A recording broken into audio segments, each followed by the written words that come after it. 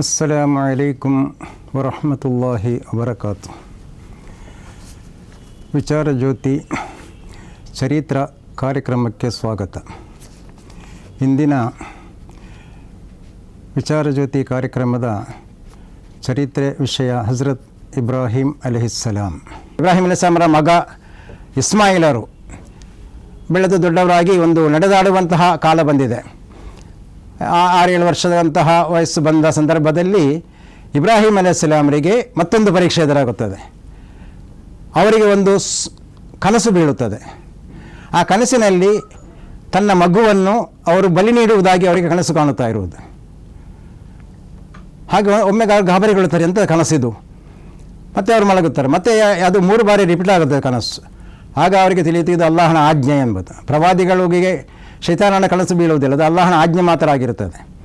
ಇದು ಅಲ್ಲಾಹನ ಆಜ್ಞೆ, ತನ್ನ ಮಗುವನ್ನು ಬಲಿ ನೀಡಲಿಕ್ಕೆ ಬೇಕಾಗಿ. ಹಾಗಾದರೂ ಸಹ ಅವರು ಯಾವುದೇ ಪ್ರಶ್ನೆ ಮಾಡಲಿಲ್ಲ ಅಲ್ಲಾಹನೊಂದಿಗೆ. ಅಲ್ಲಾಹನ ನನಗೆ ಇರುವಂಥ ಒಬ್ಬ ಮಗು, ಅದು ಮಕ್ಕಳಿಲ್ಲದೆ ಉಂಟಾದಂತಹ ಒಂದು ಮಗು, ಎಷ್ಟು ಪ್ರೀತಿಯಿಂದ ಇರಬಹುದು. ಅದು ಸಹ ಆ ಮಗು ನಡೆದಾಡಲಿಕ್ಕೆ ಪ್ರಾರಂಭವಾಗುವಂತಹ ಕಾಲಘಟ್ಟ, ಹೆಚ್ಚು ಪ್ರೀತಿಸುವಂತಹ ಒಂದು ಸಂದರ್ಭ. ಆ ಸಂದರ್ಭದಲ್ಲಿ ಆಗಿದ್ದ ಅಲ್ಲಾಹನ ಆಜ್ಞೆ, ಮಗುವನ್ನು ನೀನು ಬಲಿ ನೀಡಬೇಕು ಎಂಬ ರೀತಿಯಲ್ಲಿ.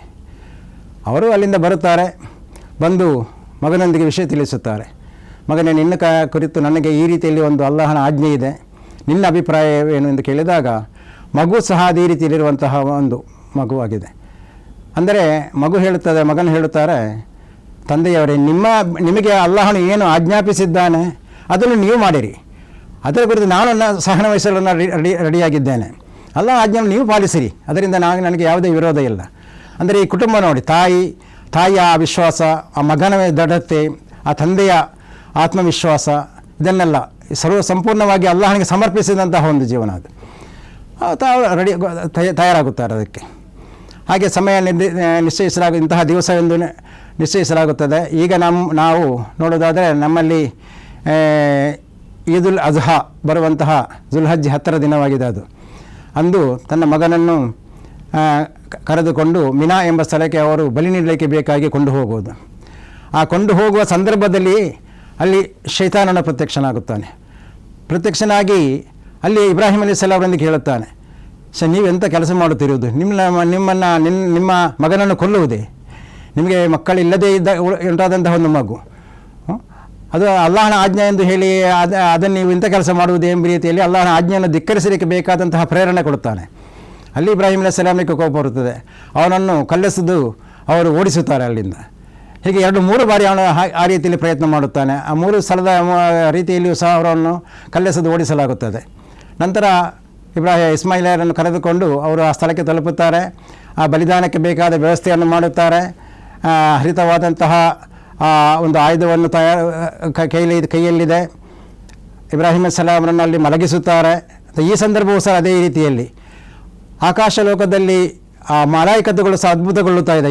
ಈ ಸ್ಥಳ ಈಗ ಇಸ್ಮಾಯಿಲರು ಅವರ ಜೀವ ಹಾರಿ ಹೋಗುತ್ತದೆ, ಅವರನ್ನು ಬಲಿ ನೀಡಲಾಗುತ್ತದೆ ಎಂಬ ರೀತಿಯಲ್ಲಿ ಭಾವಿಸಿದ್ದರು. ಏನದ್ಭುತ! ಅಲ್ಲಾಹನು ಇಬ್ರಾಹಿಂ ಅಲೈಹಿಸ್ಸಲಾಮರು ತನ್ನ ಕೆಲಸವನ್ನು ಸಂಪೂರ್ಣವಾಗಿ ನಿರ್ವಹಿಸಿದ್ದಾರೆ. ಅವರು ಮಗನನ್ನು ಅಂಗಾತವಾಗಿ ಮಲಗಿಸಿದರು, ತನ್ನ ಕುತ್ತಿಗೆಗೆ ಹರಿತವಾದ ಆಯುಧವನ್ನಿಟ್ಟು ಅವರು ಶುಭ ಮಾಡಿದರು. ಆದರೂ ಸಹ ಅದು ಕೊಯ್ಯುವುದಿಲ್ಲ. ಮತ್ತೆ ಮಗನೇ ಹೇಳುತ್ತಾನೆ, ತಂದೆಯವರೇ, ನೀವು ನನ್ನನ್ನು ಕವಚಿ ಮಲಗಿಸಿರಿ, ನನ್ನ ಮುಖ ನೋಡುವಾಗ ನಿಮಗೆ ನನ್ನನ್ನು ಬಲಿ ನೀಡಲು ಆಗುವುದಿಲ್ಲ, ಆ ರೀತಿಯಲ್ಲಿ ಮಾಡಿರಿ ಎಂದು ಮಗುವೇ ಹೇಳುತ್ತಾರೆ. ಆ ರೀತಿಯಲ್ಲಿ ಮಾಡಿ ಅವರು ಪ್ರಯತ್ನ ಮಾಡ್ತಾರೆ. ಅವರ ಪ್ರಯತ್ನವನ್ನು ಅವರು ಮಾಡಿದ್ದಾರೆ. ಮಾಡಿದಾಗ ಕೊನೆಯಲ್ಲಿ ಸಡನ್ ಅಲ್ಲಾಹನ ಒಂದು ಆಜ್ಞೆ ಬಂತು, ಇಬ್ರಾಹಿಂ ನಿಲ್ಲಿಸಿ ಎಂದು. ನೀವು ನಿಮ್ಮ ಅಲ್ಲಾಹನ ಆಜ್ಞೆಯನ್ನು ಪಾಲಿಸುತ್ತೀರಿ, ಖದ್ ಸದ್ದಕ್ತ ರುಯಾ ಎಂಬ ರೀತಿಯಲ್ಲಿ ನಿಮ್ಮ ಕನಸನ್ನು ನೀವು ಸಾಕ್ಷಾತ್ಕಾರಗೊಳಿಸಿದ್ದೀರಿ, ನಿಲ್ಲಿಸಿ ಎಂದು ಕೂಡಲೇ ಅಲ್ಲಿ ಹಜರತ್ ಜಿಬ್ರೀಲ್ ಅಲೈಹಿಸ್ಸಲಾಂ ಒಂದು ಆಡನ್ನು ಎತ್ತಿಕೊಂಡು ಅಲ್ಲಿಗೆ ಹಾಜರಾಗುತ್ತದೆ. ಇಸ್ಮಾಯಿಲ್ ಅಲೈಹಿಸ್ಸಲಾಮನ್ನು ಎಬ್ಬಿಸಿ ಅದರ ಸ್ಥಳದಲ್ಲಿ ಆಡನ್ನು ಇಟ್ಟು ಅದನ್ನು ಜುಬಾ ಮಾಡಲಿಕ್ಕೆ ಬೇಕಾಗಿ ಆಜ್ಞಾಪಿಸಲಾಗುತ್ತದೆ.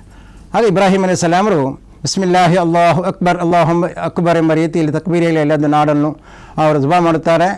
ಕೂಡಲೇ ಇಸ್ಮಾಯಿಲ್ ಅಲೈಹಿಸ್ಸಲಾಮರ ಕೂಡ ಅದರೊಂದಿಗೆ ಸೇರಿಸಿ ಹೇಳ್ತಾರೆ, ಲಾ ಇಲಾಹ ಇಲ್ಲಲ್ಲಾಹು ಅಲ್ಲಾಹು ಅಕ್ಬರ್ ಎಂದು. ಅದರೊಂದಿಗೆ ಎಲ್ಲ ಮಲಾಯಿಕಗಳು ಸೇರಿ ಅಲ್ಲಾಹು ಅಕ್ಬರ್ ವಲಿಲ್ಲಾಹಿಲ್ ಹಮ್ದು ಎಂಬಂತಹ ಘೋಷಣೆ ಕೊಡಲಾಗುತ್ತದೆ. ಇದಾಗಿದೆ ಅಲ್ಲಿ ಉಂಟಾದಂತಹ ಒಂದು ಸಂಭವ. ಇಲ್ಲಿ ಸಹ ನೋಡಿ ಅಲ್ಲಿ ಕೊನೆಯ ಕ್ಷಣದಲ್ಲಿ ಅಲ್ಲಾಹನ ಸಹಾಯ ಬಂದದ್ದು ಯಾವುದಕ್ಕೆ? ಆ ಹರಿತವಾದಂತಹ ಆಯುಧವು ಅದು ಅದರಿಗೆ ಇರುವಂತಹ ಕೊಯ್ಯುವ ಶಕ್ತಿಯನ್ನು ಅಲ್ಲಾಹು ಇಲ್ಲದೆ ಹಾಗೆ ಮಾಡಿದ್ದು. ಅಲ್ಲಿ ಬೆಂಕಿಗೆ ಹೊತ್ತಿಸುವಂಥ ಶಕ್ತಿಯನ್ನು ಇಲ್ಲದಾಗ ಬೆಂಕಿಯಾಗಿದೆ ಅದು. ಇಲ್ಲಿ ಕತ್ತಿ ಅದು ಕತ್ತಿಯೇ ಆಗಿದೆ, ಆದರೂ ಸಹ ಅದರಲ್ಲಿ ಕೊಯ್ಯುವಂತಹ ಶಕ್ತಿಯನ್ನು ಅಲ್ಲಾಹು ಇಲ್ಲದಾಗಿ ಮಾಡಿದ್ದು. ಇಬ್ರಾಹಿಂ ಅಲೈಹಿಸ್ಸಲಾಂ ಈ ರೀತಿಯಲ್ಲಿ ಪರೀಕ್ಷಿಸಿದ್ದು. ಕೊನೆಯಲ್ಲಿ ಅಲ್ಲಾಹನ ಅದನ್ನು ಮಾಡಿದ್ದಾನೆ. ಅದೇ ಇಬ್ರಾಹಿಂ ಅಲೈಹಿಸ್ಸಲಾಮಿಗೆ ಅಲ್ಲಾಹನ ಆಜ್ಞೆ ಏನಿದೆ ಅದನ್ನು ಪಾಲಿಸುವುದಷ್ಟೇ, ಅದರ ನಂತರದ ವಿಷಯವನ್ನು ಅವರು ಆಲೋಚಿಸುವುದೇ ಇಲ್ಲ.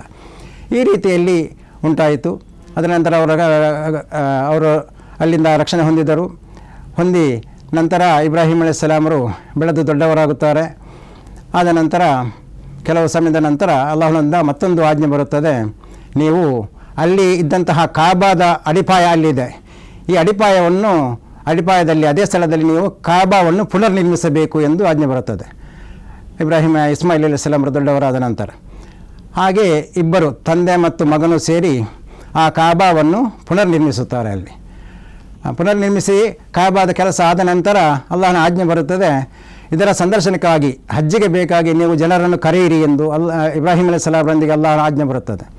ಇಬ್ರಾಹಿಂ ಅಲೈಹಿಸ್ಸಲಾಮ್ ಕೇಳುತ್ತಾರೆ, ಅಲ್ಲಾಹನೇ ನಾನು ಕರೆದರೆ ಎಲ್ಲಿಗೆ ಕೇಳಬಹುದು? ಅಲ್ಲಿ ಎಷ್ಟು ಮಂದಿಗೆ ಕೇಳಬಹುದು ಅದರಲ್ಲಿ? ಹಾಗೆ ಅಲ್ಲಾಹನು ಹೇಳ್ತಾನೆ, ಕರೆಯುವುದು ನಿಮ್ಮ ಕೆಲಸ, ಕೇಳಿಸುವುದು ನನ್ನ ಕೆಲಸ. ಅವರಿಗೆ ಕರೀಲಿಕ್ಕೆ ಆಜ್ಞಾಪಿಸಲಾಗುತ್ತದೆ. ಅವರಿಗೂ ಹಜ್ಜಿಗಾಗಿ ಅಲ್ಲಿಗೆ ಜನರನ್ನು ಕರೆಯುತ್ತಾರೆ. ಆ ಕಾಲದಲ್ಲಿದ್ದಂತಹ ಆಲಮುಲ್ ಅರ್ವಾಹ್ ಅಂದರೆ ಆಲಮುಲ್ ಅರ್ವಾಹ್ ಎಂಬುದು ಎಲ್ಲ ಜನ ಆತ್ಮಗಳಿರುವಂತಹ ಲೋಕಗಳು, ಇನ್ನು ಬರಲಿಕ್ಕಿರುವಂತಹ ಜನರು ಇರುವಂತಹ ಸ್ಥಳ.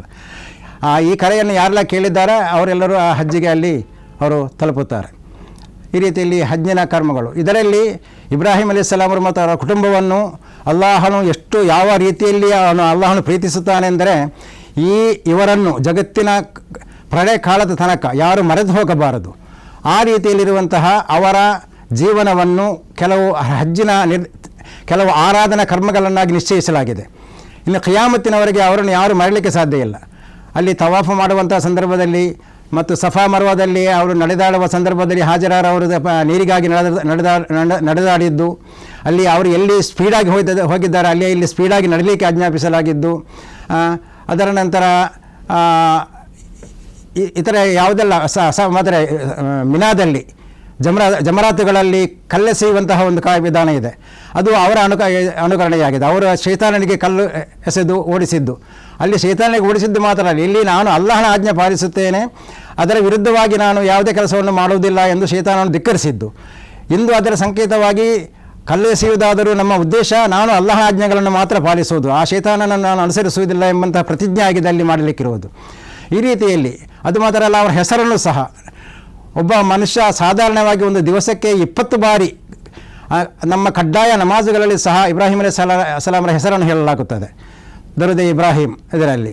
ಅದಲ್ಲದೆ ಬೇರೆ ಬೇರೆ ಸಂದರ್ಭಗಳಲ್ಲಿ ಇಬ್ರಾಹಿಂ ಅಲೈಹಿಸ್ಸಲಾಮರ ಹೆಸರನ್ನು ನೆನಪಿಸಲಾಗುತ್ತದೆ. ಹೀಗೆ ಜಗತ್ತಿನ ಕೊನೆಯ ಪ್ರಳಯ ಕಾಲದವರೆಗೂ ಸಹ ಅವರನ್ನು ಯಾರು ಮರೆತು ಹೋಗಲಿಕ್ಕಿಲ್ಲ. ಅಂತಹ ಒಂದು ಜೀವನವನ್ನು ಅಲ್ಲಾಹು ಅಷ್ಟು ಇಷ್ಟಪಟ್ಟು ಆ ರೀತಿಯಲ್ಲಿರುವಂತಹ ವ್ಯವಸ್ಥೆಯನ್ನು ಮಾಡಿದ್ದಾನೆ. ಈ ರೀತಿಯಲ್ಲಿ ಆ ಸಂಭವ ಕಳೆದ ನಂತರ ಇಬ್ರಾಹಿಂ ಅಲೈಹಿಸ್ಸಲಾಮರು ವಯಸ್ಸು ಹೆಚ್ಚಾಗುತ್ತಾ ಬಂತ ನಂತರ ಸಾರಾರವರಿಗೆ ಯಾವುದೇ ಮಕ್ಕಳು ಉಂಟಾಗಿರಲಿಲ್ಲ. ಹಾಜರಾರಲ್ಲಿ ಇಸ್ಮಾಯಿಲ್ ಎಂಬಂತಹ ಒಬ್ಬ ಮಗು ಮಾತ್ರ ಉಂಟಾದದ್ದು.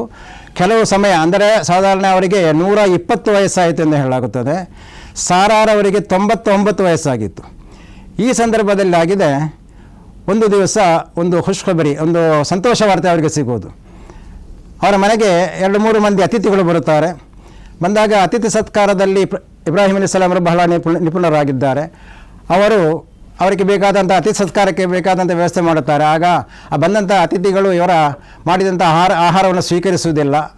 ನಂತರ ಅವರು ಹೇಳ್ತಾರೆ, ನಾವು ಮನುಷ್ಯರಲ್ಲ, ನಾವು ಮಲಕುಗಳಾಗಿದ್ದೇವೆ, ನಿಮಗೆ ಒಂದು ಸುವಾರ್ತೆಯನ್ನು ಕೊಡಲಿಕ್ಕೆ ಬೇಕಾಗಿ ನಾವು ಬಂದದ್ದು. ನಿಮಗೆ ಒಂದು ಮಗು ಜನಿಸಲಿಕ್ಕಿದೆ, ಯಾರಲ್ಲಿ? ಸಾರಾರಲ್ಲಿ. ಆ ಮಗು ಜನಿಸಿದರೆ ಅವರಿಗೆ ಇಸ್ಹಾಕ್ ಎಂಬ ಹೆಸರಿಡಬೇಕು ಎಂಬ ರೀತಿಯಲ್ಲಿ ಸಹ ಅವರೊಂದಿಗೆ ಹೇಳಲಾಗುತ್ತೆ. ಆಗ ಅವರು ಸಹ ಅದ್ಭುತಗೊಳ್ಳುತ್ತಾರೆ, ಹೇಗೆ ಸಾಧ್ಯ? ಆಯ್ತಿಲ್ಲ, ಅಲ್ಲಾಹನಿಗೆ ಸಾಧ್ಯ ಇಲ್ಲದ ಯಾವುದೇ ವಿಷಯ ಇಲ್ಲ ಅಲ್ಲ. ಆ ರೀತಿಯಲ್ಲಿ ಉಂಟಾಗುತ್ತದೆ. ಅವರಿಗೆ ಮತ್ತೆ ಸಾರರಲ್ಲಿ ಇಸ್ಹಾಕ್ ಎಂಬ ಒಬ್ಬ ಮಗು ಜನಿಸುತ್ತದೆ. ಇಸ್ಹಾಕ್ ಅಲೈಹಿಸ್ಸಲಾಂ ದೊಡ್ಡರ ಆದ ನಂತರ ಅವರಿಗೆ ಅವರ ಮಕ್ಕಳಲ್ಲಿ ಅವರ ಮಗನಾಗಿ ಯಾಕೂಬ್ ಅಲೈಹಿಸ್ಸಲಾಂ, ಅವರ ಮಗ ಯೂಸುಫ್ ಅಲೈಹಿಸ್ಸಲಾಂ, ಹೀಗೆ ಆ ಇಸ್ಹಾಕ್ ಅಲೈಹಿಸ್ಸಲಾಂರ ಕುಟುಂಬ ಪರಂಪರೆಯಲ್ಲಿ ಸಾವಿರಾರು ಪ್ರವಾದಿಗಳು ಬರುತ್ತದೆ. ಆ ವಂಶ ಪಾರಂಪರೆಯನ್ನು ಬನಿ ಇಸ್ರಾಯಿಲ್ ಎಂದು ಹೇಳಲಾಗುತ್ತದೆ. ಇಸ್ಮಾಯಿಲ್ ಅಲೈಹಿಸ್ಸಲಾಂರ ವಂಶ ಪಾರಂಪರ್ಯದಲ್ಲಿ ಅಲ್ಲಿ ಅರಬ್ಬಿ ದೇಶದಲ್ಲಿ ವಂಶ ಪಾರಂಪರ್ಯ ಮುಂದುವರಿಯುತ್ತಾ ಇತ್ತು. ನಂತರ ಅದರ ಕೊನೆಯಲ್ಲಿ ಅದೇ ವಂಶ ಪಾರಂಪರ್ಯದಲ್ಲಿ ಬಂದಂತಹ ಒಬ್ಬ ಪ್ರವಾದಿಯಾಗಿದ್ದಾರೆ ಹಜರತ್ ನಮ್ಮ ಪ್ರವಾದಿ ಮುಹಮ್ಮದ್ ಸಲ್ಲಲ್ಲಾಹು ಅಲೈಹಿ ವಸಲ್ಲಂ.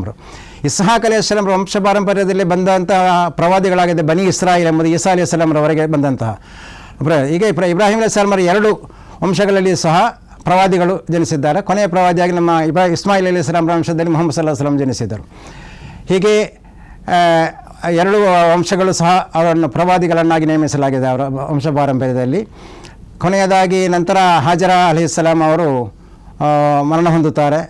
ನಂತರ ಸಾರಾರವರು ಬಾಕಿ ಇದ್ದರು. ಮತ್ತು ಸಾರಾರವರು ಸಹ ತನ್ನ 127ನೇ ವಯಸ್ಸಿನಲ್ಲಿ ಅವರು ಕನ್ಆನ್ ಎಂಬ ಸ್ಥಳದಲ್ಲಿ ಅವರು ಮರಣ ಹೊಂದುತ್ತಾರೆ. ಮರಣ ಹೊಂದಿದ ನಂತರ ಅವರನ್ನು ಆ ಕನ್ನಾನಿನ ಹೆಬ್ರೋನ್ ಎಂಬ ಒಂದು ಸ್ಥಳದಲ್ಲಿ ಅವರನ್ನು ದಫನ ಮಾಡಲಾಯಿತು. ದಫನ ಮಾಡುವ ಸಂದರ್ಭದಲ್ಲಿ ಅವರು ಹೇಳಿದ್ದರು, ಇಬ್ರಾಹಿಂ ಅಲೈಹಿಸ್ಸಲಾಂ ನಾನು ಮರಣ ಹೊಂದಿದ್ದರು, ನನ್ನನ್ನು ಸಹ ಅಲ್ಲಿಯೇ ದಫನ ಮಾಡಬೇಕೆಂದು ಹೇಳಿದ್ದರು. ಅದರ ನಂತರ ಸಮಯ ಮುಂದುವರಿಯುತ್ತದೆ. ಇಬ್ರಾಹಿಂ ಅಲೈಹಿಸ್ಸಲಾಮರು ಸಾಧಾರಣ 200 ವರ್ಷ ಚರಿತ್ರೆಯಲ್ಲಿ ಆ ರೀತಿಯಲ್ಲಿ ಬರೋದು. ಇನ್ನು ಸಾರಾರ ಮರಣದ ನಂತರ ಇಸ್ಹಾಕ್ ಜನಿಸಿದ ನಂತರ 80 ವರ್ಷ ಅವರು ಜೀವಿಸಿದ್ದರು ಎಂದು ಬರುತ್ತದೆ. ಆ ಜನಿಸುವಾಗ 120 ಮತ್ತು 80 ಸೇರಿದಾಗ 200 ವರ್ಷ ಆಗುತ್ತದೆ. 200ನೇ ವಯಸ್ಸಿನಲ್ಲಿ ಇಬ್ರಾಹಿಂ ಅಲೈಹಿಸ್ಸಲಾಮರು ಸಹ ಅಲ್ಲಿ ನಿಧನ ಹೊಂದುತ್ತಾರೆ. ಅವರನ್ನು ಸಹ ಅದೇ ಸ್ಥಳದಲ್ಲಿ ದಫನ್ ಮಾಡಲಾಗುತ್ತದೆ, ಅದೇ ಸಾರಾರ ಹತ್ತಿರವೇ. ಅದರ ನಂತರ ಇಸ್ಹಾಕ್ ಮತ್ತು ಯಾಕೂಬರನ್ನು ಸಹ ಅಲ್ಲಿಯೇ ದಫನ ಮಾಡಲಾಗಿದೆ ಎಂದು ಚರಿತ್ರೆಯಲ್ಲಿ ಹೇಳಲಾಗುತ್ತದೆ. ಈ ರೀತಿಯಲ್ಲಿ ಆಗಿದೆ ಅವರ ಚರಿತ್ರೆಯನ್ನು ನಾವು ಗಮನಿಸಬೇಕಾದದ್ದು. ಅಲ್ಲಾಹನು ನಮ್ಮೆಲ್ಲರನ್ನು ಇಬ್ರಾಹಿಂ ಅಲೈಹಿಸ್ಸಲಾಮರ ಆ ಮಿಲ್ಲತಿನಲ್ಲಿ ನಡೆಯುವಂತಹ ಅನುಗ್ರಹವನ್ನು ದಯಪಾಲಿಸಲಿ. ವಾಖಿರು ದಅವಾನಾ ಅನಿಲ್ ಹಮ್ದುಲಿಲ್ಲಾಹಿ ರಬ್ಬಿಲ್ ಆಲಮೀನ್.